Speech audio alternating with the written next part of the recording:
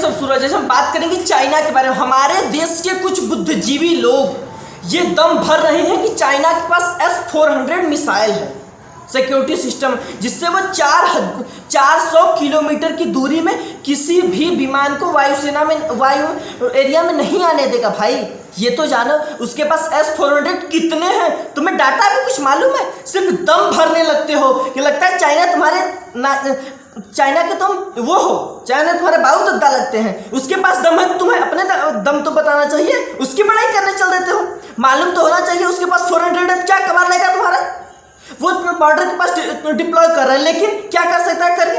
भाई 400 किलोमीटर में ही सिर्फ न करेगा। और एक बात जानो, 400 किलोमीटर में कुछ भी आएगा तो उसकी मिसाइल और उसकी रडार को सिग्नल मिलेगा कि वहां पर कुछ है, और उसकी मिसाइल तुरंत फायर होगी। उसका रडार जो है 400 किलोमीटर की रेंज में कुछ भी आएगा उसे ब्लास्ट कर सकता है, और वो 36 टारगेट को एक बार निस्तेनाबूद कर सकता है। मतलब 36 टारगेट पर एक साथ निशान लगा सकता है। लेकिन उसकी कमजोरी क्या है आप जानते हैं? उसकी कमजोरी हमारे देश के ये गद्दार लोग, उन्हें गद्दार ही कहा जा सकता है, जो हमारे देश में रहने के बावजूद भी उस चाइना की बड़ाई करते हैं। उनके पास सिर्फ और सिर्फ 676 ही S-400 है।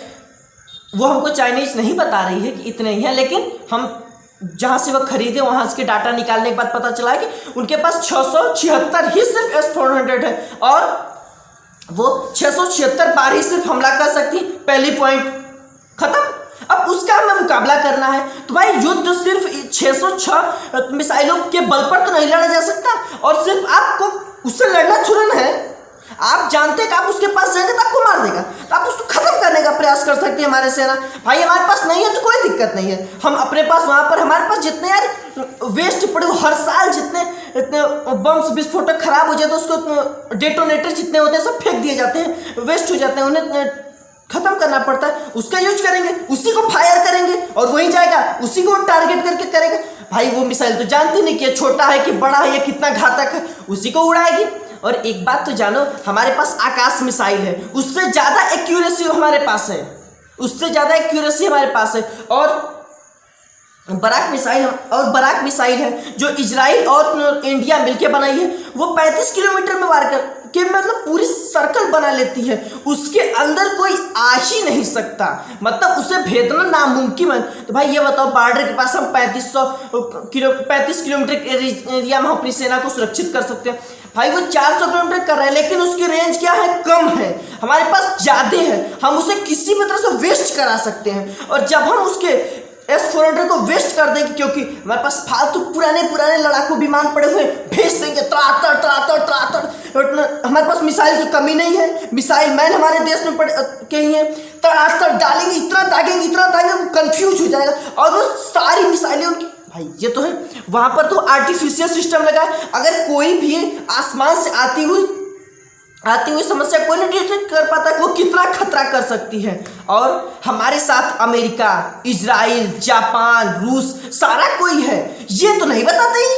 और चाइना की असली औकात यह है कि उनके जो ड्रोन हैं वो कहते हैं कि हमारे ड्रोन बहुत अच्छे हैं। तो नाइजीरिया में आतंकवादियों से लड़ने के लिए वो अपना ड्रोन भेजा था, तो नाइजीरिया की आर्मी ने जानते क्या बोले कि वहाँ के ड्रोन 3rd क्वालिटी के हैं, एकदम फिसड्डी हैं, जिसके दम पर पूरी चाइना ये कहते हैं कि हमारे पास बहुत ज़्यादा ड्रोन है। वो दिखाती है अपनी औकात कि हमारे पास इतने ज़्यादा ड्रोन है, इतनी बड़ी सेना है।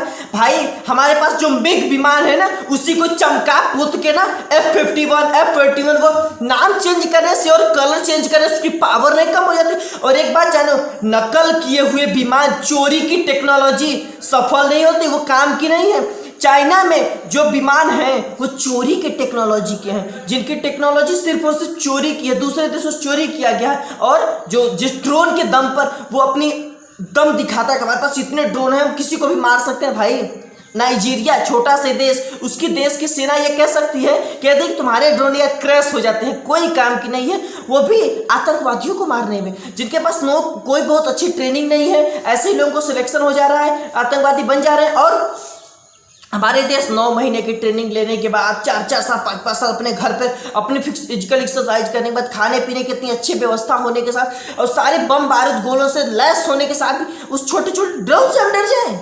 और हमारे देश के लिबरल्स आर्मी के लोग, विपक्षी लोग ये प्रोपागेंडा फैलाने की कोशिश करते हैं कि हम कमजोर हैं। हम कमजोर नहीं हैं, जाने का काम कर रहे हैं, क्योंकि आप जैसे गद्दार लोग इस देश में पड़े हैं तो हम लोगों का आत्मबल गिरता जा रहा है। हमारे देश की सेना का आत्मबल गिराने का प्रयास, जो वहां की सेना 10 बिलियन डॉलर खर्चा करती है अपने देश की छवि को अच्छा बनाने के, उसी के आप भी पार्ट हैं। लगता है कि आप भी उनसे पैसे लेते हैं। ऐसा करने से क्या फायदा मिलता है?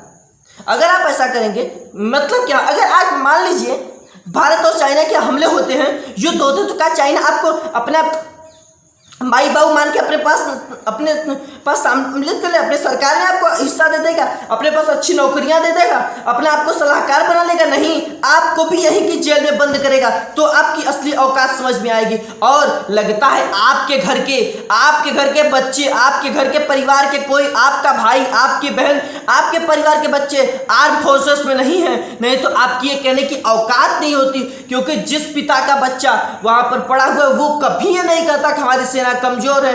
हर माँ को, हर पिता को अपने बच्चे पर गर्व होता है। और हमारे देश के सारे लोगों के जो बच्चे गए हुए हैं, हम सारे लोगों के जो आर्मी में, आर्म फोर्सेस लोग, वो हमारे देश के वीर सपूत हैं। उनके ऊपर हमें विश्वास है और हम अपने सारे मनोबल हमारा नहीं गिरना चाहिए। क्योंकि भगवान के बाद भगवान आपकी मुश्किल परिस्थितियों में जिस प्रकार से साथ देता है, लेकिन आपने कभी भगवान का दर्शन नहीं किया। लेकिन अगर आपका भगवान का दर्शन करना है तो चले जाइए लद्दाख में, सियाचिन के आसपास पहाड़ियों में।